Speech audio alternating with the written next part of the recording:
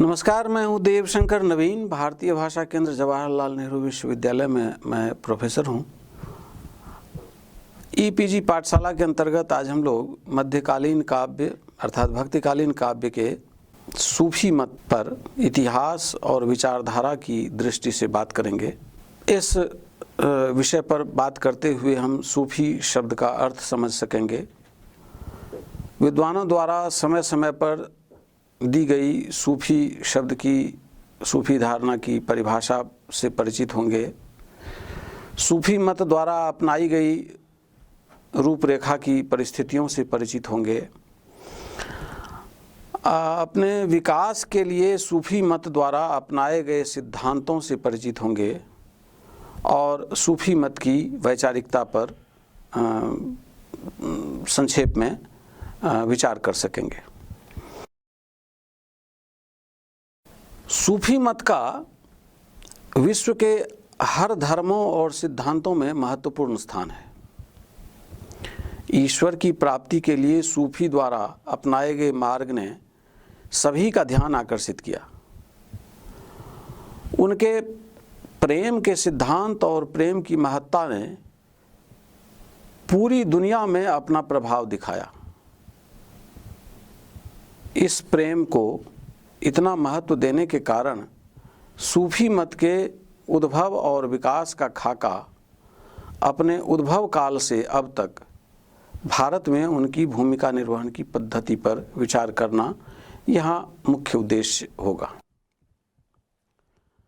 सबसे पहले हम सूफी शब्द के अर्थ को लेकर विचार करते हैं, जिस संबंध में विद्वानों में हमेशा ही मतभेद रहा है।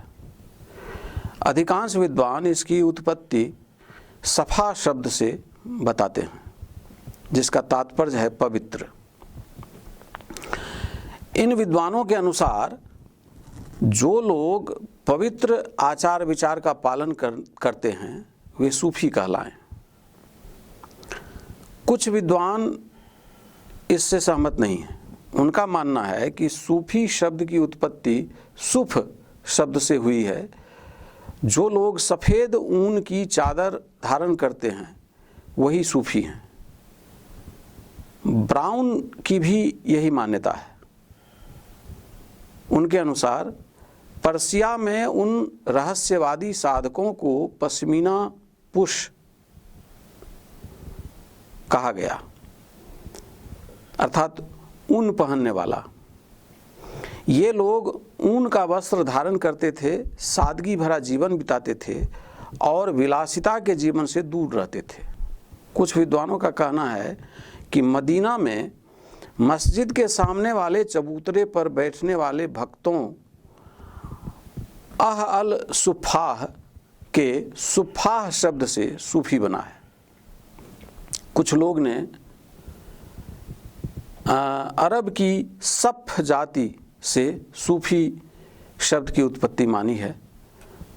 कुछ विद्वान ग्रीक शब्द सोफिया अर्थात ज्ञान से इसकी उत्पत्ति मानते हैं। सूफी शब्द का तात्पर्य पर विचार करते हुए हमें दिखता है कि जिस तरह का मतभेद विद्वानों में सूफी शब्द को लेकर है, उसी प्रकार सूफी की परिभाषा और अर्थ को लेकर भी है। आखिर किस तरह के साधकों को सूफी कहा जा सकता है, विद्वान इस मसले पर एक मत नहीं है। सूफी मत के विद्वान निकोलसन ने मारूफ अल करखी की परिभाषा को सूफी धर्म की सबसे पुरानी परिभाषा मानी है। मारूफ अल करखी के अनुसार परमात्मा संबंधी सत्य को जानना और मानवीय वस्तुओं का त्याग ही सूफी का धर्म है। प्रमुख सूफी साधक जुन्नैद का मानना है कि तसव्वुफ का मतलब यह है कि परमात्मा तुम्हें अपने स्वार्थ के लिए जीवन न धारण करने दे और कुछ ऐसा कर दे कि तुम उसी के लिए जियो। जून नून मिस्त्री ने सूफी की विशेषता बताते हुए कहा है कि सूफी वह है जो वचन और कर्म में सामंजस्य बनाए रखता है और उसका मौन ही उस अवस्था का परिचय देता है और जो सांसारिक बंधनों को दूर कर देता है।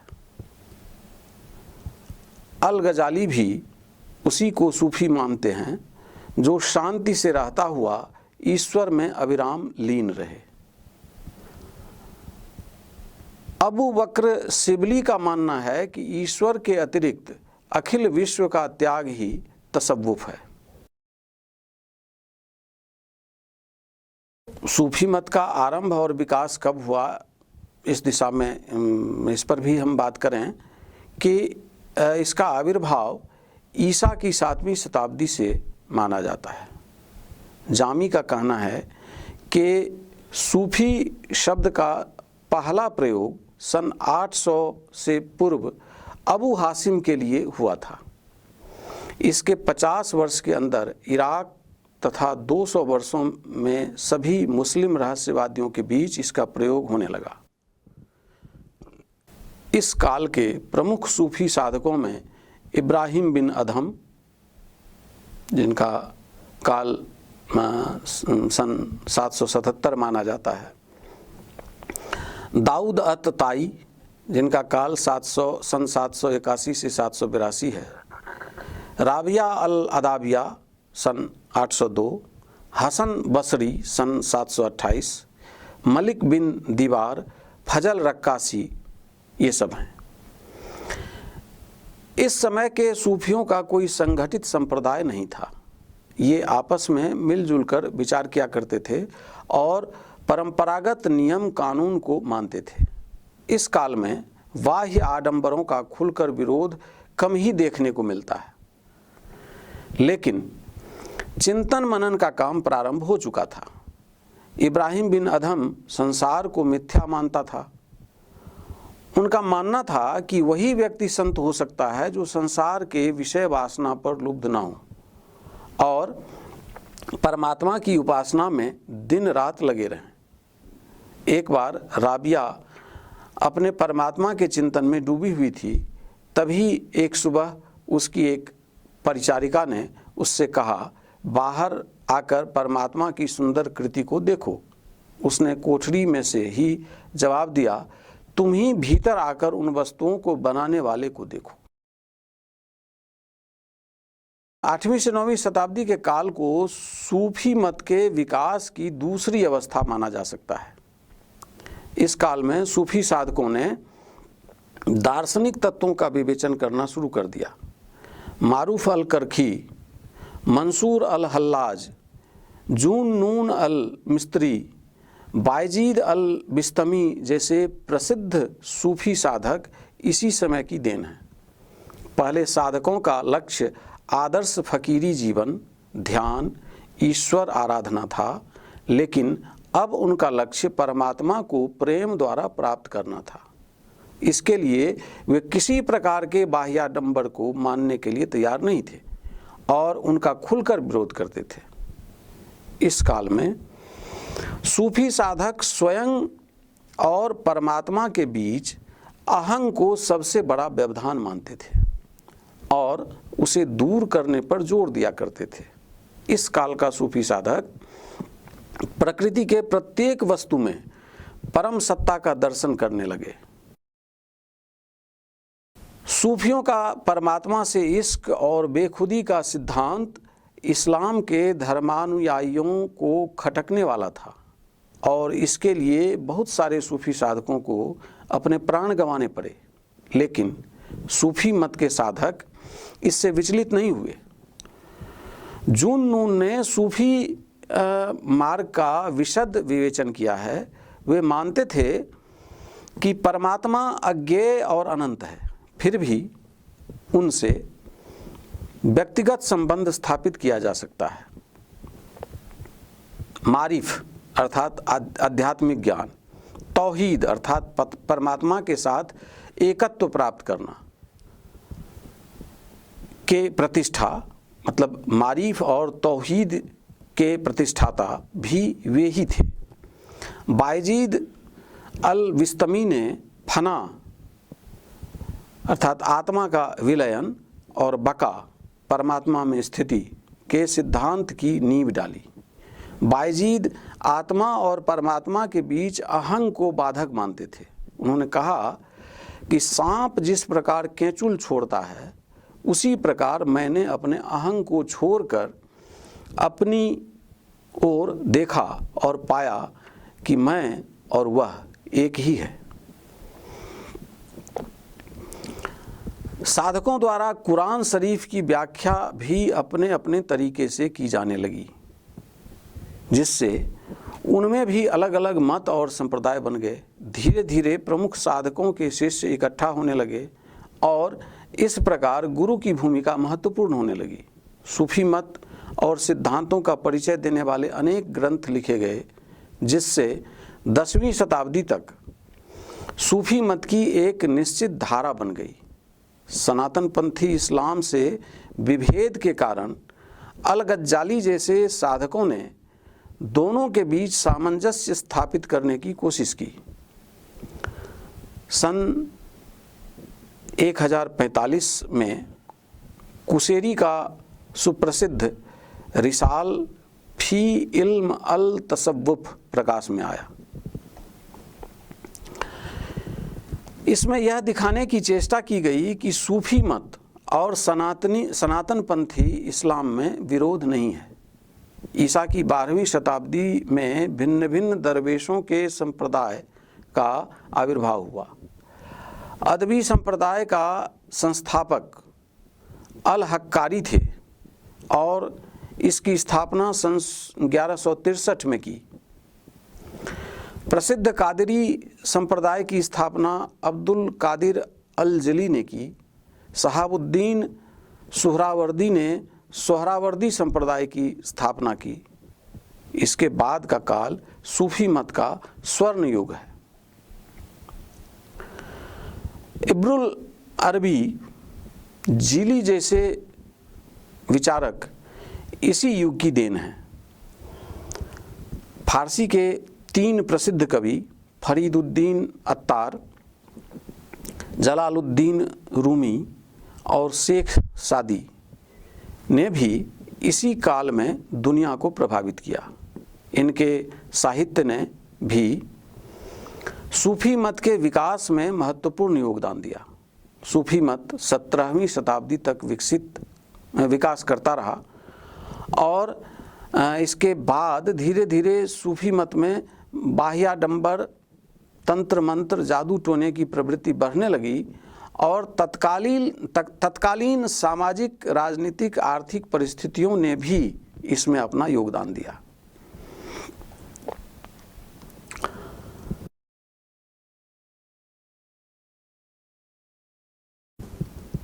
सूफी मत पर विभिन्न संप्रदायों का प्रभाव भी पड़ा। कुछ विद्वानों का मानना है कि सूफियों के मत और सिद्धांत तथा उनकी साधना पद्धति का आधार कुरान और हदीस है। कुछ विद्वानों के अनुसार इस्लाम धर्म के अनुयायियों में भी रहस्यवादी प्रवृत्ति देखने को मिलती है। सूफियों के प्रेम संबंधी कुछ मत भी कुरान में मिल जाते हैं। यदि परमात्मा से तुमको प्रेम है तो मेरा अनुसरण करो और तब परमात्मा तुमसे प्रेम करेगा और तुम्हारे पाप क्षमा कर देगा, क्योंकि वह क्षमाशील और दयालु हैं। रामपूजन तिवारी ने सूफी मत साधना और साहित्य नामक अपनी कृति में यह उद्धरण दिया है।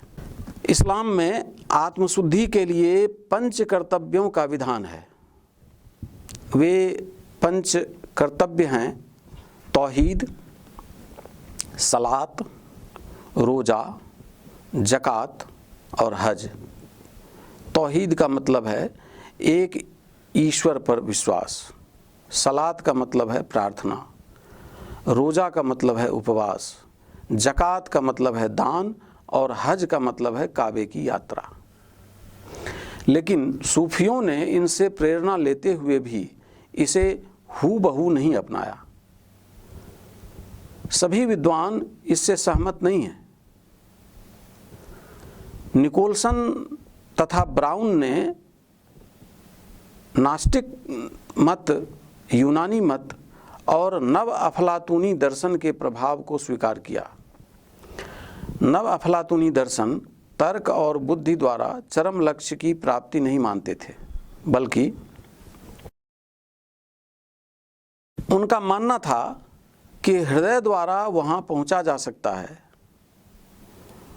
उनकी मान्यता के अनुसार वही परमात्मा सभी चीज़ों का केंद्र है, यह संसार उसकी प्रतिछाया है। लेकिन सूफियों से इस साम्य के बावजूद सूफियों की तरह परमात्मा के साथ रागात्मक संबंध स्थापित किया जा सकता है, इस बात से वे सहमत नहीं थे। नास्तिक मत को मानने वाले आध्यात्मिक जगत को बुद्धि से परे तथा आत्म प्रकाश और रहस्यानुभूति की बात मानते थे। सूफियों में जो संन्यास व्रत की बात कही गई है उस पर नास्तिक मत का भी जोर है, ताकि इस दुनिया की बुराइयों को दूर कर आध्यात्मिक जगत को पाया जा सके। निकोलसन ने ईसाई धर्म और बौद्ध धर्म के प्रभाव को भी स्वीकार किया है। बौद्धों के निर्वाण के साथ फना के सिद्धांत में बहुत समानता है। सूफियों का चरम लक्ष्य फना होना है और बौद्धों का चरम लक्ष्य निर्वाण है।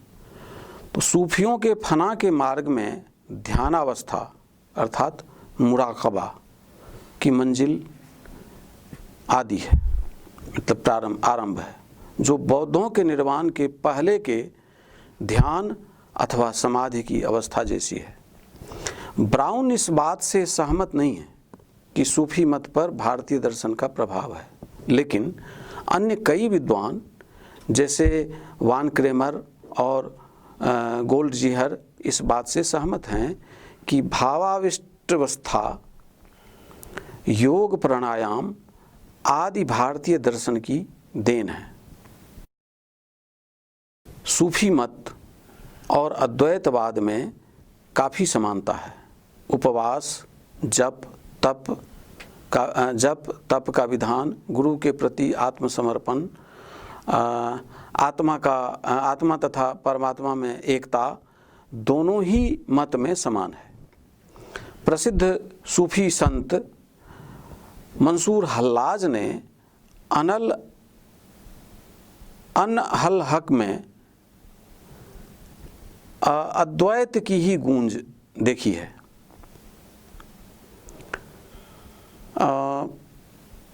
सृष्टि के संबंध में सूफी मत की तथा उपनिषदों में प्रकट किए गए विचारों में समानता है। परमात्मा जब एक है तो अनेक कैसे हो गया? इसके लिए सूफी एक हदीस का प्रमाण देते हैं, जिसका अर्थ है, मैं एक छिपा हुआ खजाना था, फिर मैंने इच्छा की कि लोग मुझे जाने। इसी बात को तैत्तिरीयोपनिषद में इस प्रकार कहा गया है, सो अकामयत बहुश्यांग प्रजायेति, अर्थात परमेश्वर ने विचार किया कि मैं प्रकट तथा बहुत हो जाऊं। लेकिन सूफी मत अवतारवाद और पुनर्जन्म में विश्वास नहीं करता। सूफी मत की वैचारिकता पर जब विचार करें तो दिखाई देता है कि इसमें परमात्मा संबंधी प्रमुख सिद्धांत में वहदतुल वजूद का सिद्धांत है, जिसके प्रवर्तक इब्नुल अरबी थे।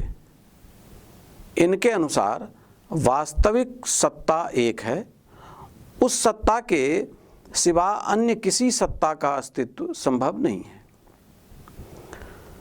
वह एकमात्र सत्ता परमात्मा है और यह संपूर्ण दृश्यमान जगत उस परम सत्ता की अभिव्यक्ति है। इसीलिए सूफी यह मानते हैं कि संपूर्ण सृष्टि का उद्गम एक है और इसका लक्ष्य उस सृष्टि में लय हो जाना है। लेकिन सनातन पंथी सत्ता को यह बात स्वीकार नहीं है। हालांकि सूफियों की भांति यह भी एक ईश्वरवादी ईश्वर में विश्वास करते हैं, लेकिन दोनों के एक ईश्वरवाद में भेद है। सनातन पंथी इस्लाम के अनुसार परमात्मा अपने जैसा अकेला है, उनके जैसा और कुछ भी नहीं है। वह अपने जात मतलब सत्ता, सिफत मतलब गुण और कर्म में अकेला है। वह सृष्टि के सभी पदार्थों से भिन्न है। संपूर्ण सृष्टि उसके प्रकाश से प्रकाशित है। जिस प्रकार सूर्य की रश्मियाँ सूर्य से निकलती हैं, फिर भी सूर्य ज्यों का त्यों बना रहता है। बहुत सारे सूफी ऐसे भी हैं जो कहते हैं कि यह सृष्टि दर्पण के समान है, जिसमें परमात्मा के गुण प्रतिबिंबित होते हैं। परमात्मा और सृष्टि के इस संबंध पर पहुंचने की प्रक्रिया के बीच सूफियों ने कई स्तरों का जिक्र किया है। पहला स्तर वह है जहां परमात्मा निरपेक्ष, निर्गुण, अनभिव्यक्त थे, संबंध विहीन थे। यह अवस्था अहदियत थी। इसके बाद उन्हें अपनी सत्ता और शक्ति का ज्ञान हुआ। यह अवस्था वहदत थी। तृतीय अवस्था में जीवन, प्रकाश, अहंग, इच्छा का आविर्भाव हुआ, जो वहीदियत कहलाई। जब सत्ता के विभिन्न गुण जीवन, ज्ञान, शक्ति, सुनना, बोलना आदि प्रकट होते हैं, तब वह लाहूत के नाम से अभिहित होते हैं। और जब ये उसके क्रियात्मक गुण रूप धारण करके सृष्टि करते हैं, इस लाहूत शब्द का अर्थ देवत्व हुआ। जीवन दान करते हैं तब जबरूत कहलाती है, अर्थात शक्ति। यह क्रियाशील गुण जब भौतिक जगत में अभिव्यक्त हुआ तो अलमेनासूत कहलाए। इसलिए सूफियों ने परमात्मा को जानने के लिए अपने आप को जानना आवश्यक बताया। परमात्मा तो हर कण में व्याप्त हैं, लेकिन मनुष्य अपने अहंग के कारण उसे देख नहीं पाते। संसार की विषय वासना उसके और परंपरा के एकत्व के बीच दीवार है, और जब मोह के वशीभूत आत्मा को इसका ज्ञान होता है, तभी वह परमात्मा का साक्षात्कार कर सकता है। सूफियों के अनुसार यह आत्मा इस संसार में आने के पहले परमात्मा से अभिन्न था, और वापस आत्मा को उस अभिन्नता तक पहुंचने के लिए जिक्र अर्थात स्मरण और मुराकबत अर्थात ध्यान की अवस्था से गुजरना पड़ता है, जिसमें वज्द और वजूद की महत्वपूर्ण भूमिका होती है। वज्द का मतलब हुआ भावावेश। तो भावावेश की अवस्था में साधक परमात्मा को पाने के लिए व्याकुल हो उठता है, उसी का चिंतन मनन करता है और उसी के नाम की रट लगाए रहता है। सांसारिक व्यापारों से परे हो जाता है, और इस अवस्था के बाद उसमें वजूद की अवस्था आती है, जिसमें साधक को अपनी अलग सत्ता का ज्ञान नहीं होता, वो मिल जाते हैं। फना और बका की स्थिति को लेकर सूफी एक मत नहीं है। फना की व्याख्या करते हुए निकोलसन ने कहा कि फना आत्मा की वह ऊर्ध्व गति है जब उसकी सारी आकांक्षाएं, सभी स्वार्थ, सांसारिक मोह माया नष्ट हो जाती है, और इस प्रकार से जब वह स्वचिंतन से विरत हो जाता है, तब वह स्वयं परम प्रियतम की चिंता का विषय बन जाता है। प्रेम और प्रेमाराध्य के बीच ऐक्य स्थापित हो जाता है। जाहिर है कि अद्वैतवाद का यही सिद्धांत है।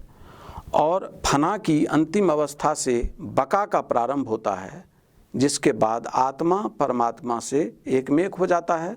सूफी साधक हुजबेरी का मानना है कि फना का अर्थ सत्ता और इस मनुष्य शरीर का नष्ट होना है। वे भूल करते हैं, ऐसी बात है नहीं। उसी प्रकार से यह समझना गलत है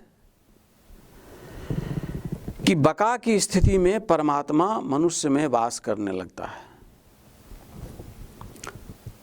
फना का वास्तविक मतलब यह है कि त्रुटियों के प्रति मनुष्य सचेतन हो जाता है और उसकी चाहना से विरत हो जाता है। वह परमात्मा की नित्य इच्छा का अंग बन जाता है। यह बिल्कुल नामुमकिन है कि परमात्मा के गुण मनुष्य के गुण बन जाएं अथवा परमात्मा के गुण मनुष्य में आ जाएं। सूफियों के लिए परमात्मा के साथ एकत्व प्राप्त करना ही साधक का लक्ष्य होता है। जामी ने इस एकत्व प्राप्ति की व्याख्या करते हुए कहा है कि मनुष्य अपने हृदय को इतना पवित्र बना ले कि उसे आत्मा के सिवा किसी अन्य का ध्यान न रहे। यही एकत्व की स्थिति है और इस एकत्व को प्राप्त करने के लिए साधक अर्थात सालिक को मारिफ अर्थात परमात्मा का ज्ञान प्राप्त करना होता है, जिसके लिए उसे अनेक मंजिलों से गुजरना होता है। प्रायः सूफी साधक 7 मंजिलों को पार करने की बात करते हैं। उसमें से ये जो मंजिल सब हैं वो हैं उबूदियत। इस अवस्था में साधक अपने हृदय को पवित्र करता है। इसके बाद है इश्क, इसके बाद है जुहद, इसके बाद है मारिफत, इसके बाद है वज्द, इसके बाद है हकीकत, फिर वस्ल। ये 7 मंजिल हैं जिसमें साधक परमात्मा का साक्षात्कार करता है। फना और बक से पहले की ये सारी मंजिलें जिसमें साधक परमात्मा के वास्तविक स्वरूप का ज्ञान करता है, परमात्मा के गुण स्वभाव कर्म आदि का ध्यान करता है, परमात्मा के एकत्व का ध्यान करता है, आदि आदि ये 7 मंजिलें पार करके वे परमात्मा के ज्ञान को ये आत्मसात करता है।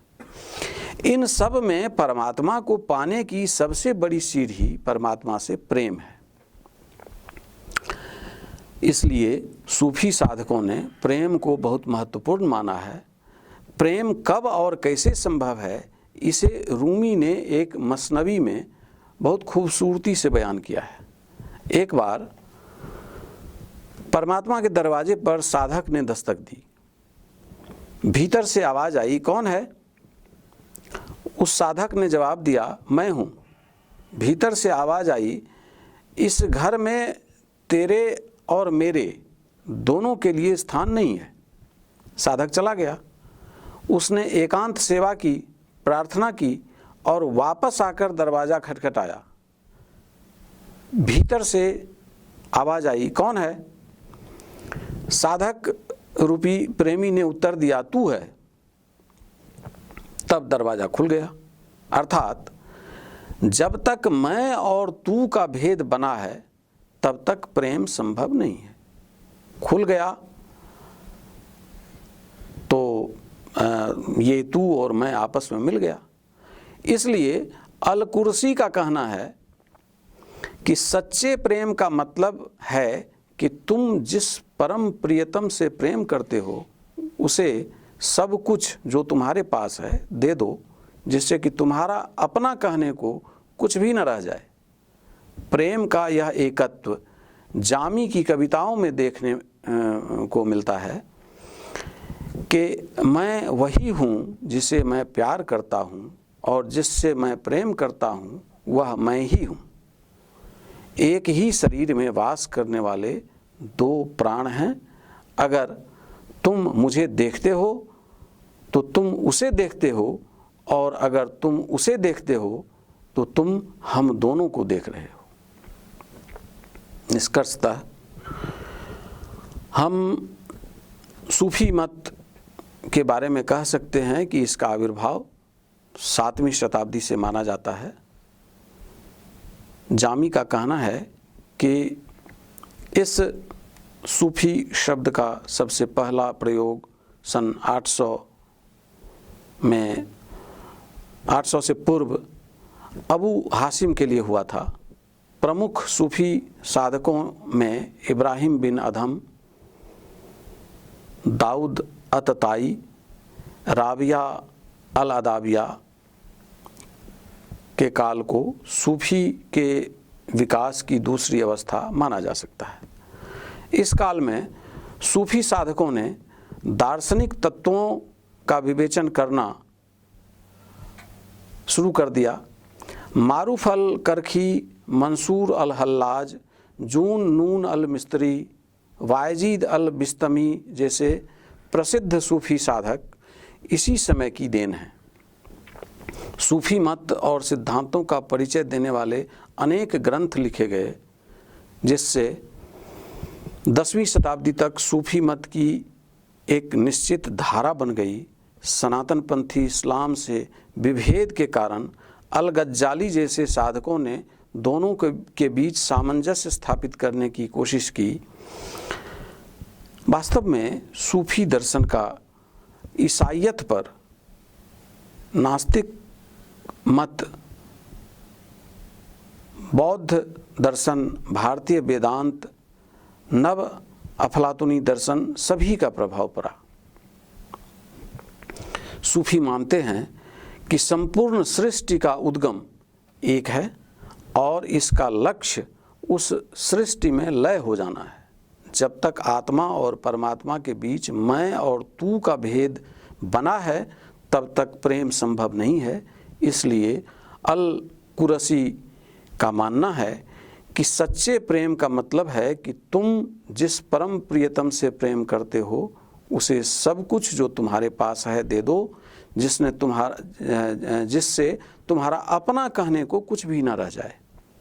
इसके लिए साधकों को अनेक मंजिलों से गुजरना पड़ता है और अपने हृदय को पवित्र करना पड़ता है, तभी आत्मा और परमात्मा का मिलन संभव है।